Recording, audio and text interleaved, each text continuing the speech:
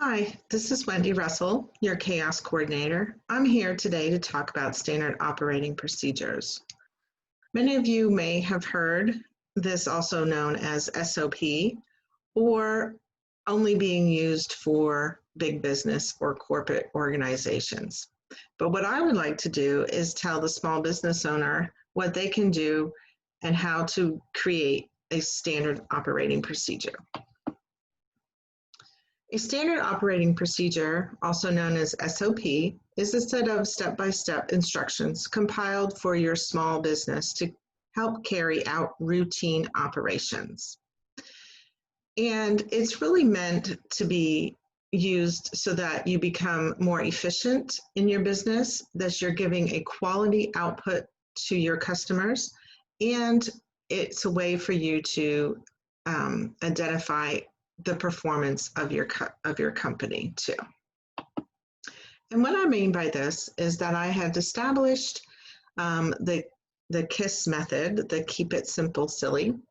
I've taken and looked at the first step when coming up with a standard operating procedure is to identify what do you actually want to write a SOP for.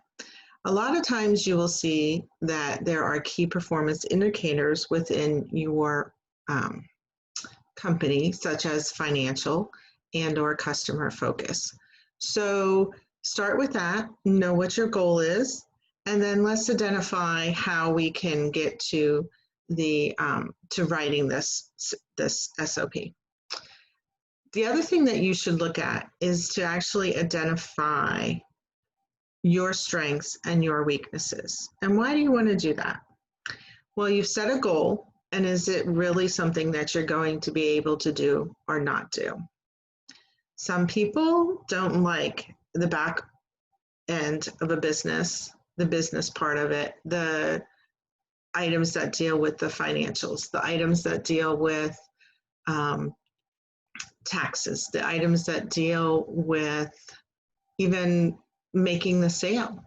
So figure out what is valuable to you or what your strengths are so that you know that you can thrive in what you do, and then taking into account some of the other things that you can do or have someone else do for you. The survey is to really see how you're currently doing, if you're even doing anything currently, or are you waiting until the very end of the year and trying to figure out, how do I get this done? I need to create, or I need to send something to either a client or obviously another person, or you're just not sure what you're even doing. And then the last thing is that you want to standardize some of these systems, your accounting practices, your financial procedures, your calendars for planning, such things as your sales and your marketing for your business. So let's dive into knowing your goals. This could be around financial earnings for your gross revenue. It could be around your sales projections for a year or a quarter or even monthly. It can be over time to see what your revenue is so that you can compare to see how you've done year one to year two. So what is your goal? Keep that in the back of your mind. Identify your strengths. Well, what do you do, or how do you do that? There are so many different assessments out there that people can give or take in order to figure out what your strengths are. I truly found that the Strength Finders test was very valuable in defining or helping me figure out what I wanted to do for a business. So I took the input, which is one of my top strengths. And of course, that is related to around collecting and archiving all kinds of information.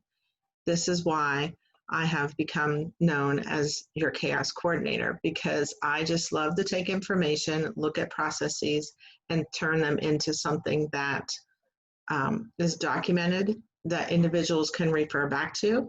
And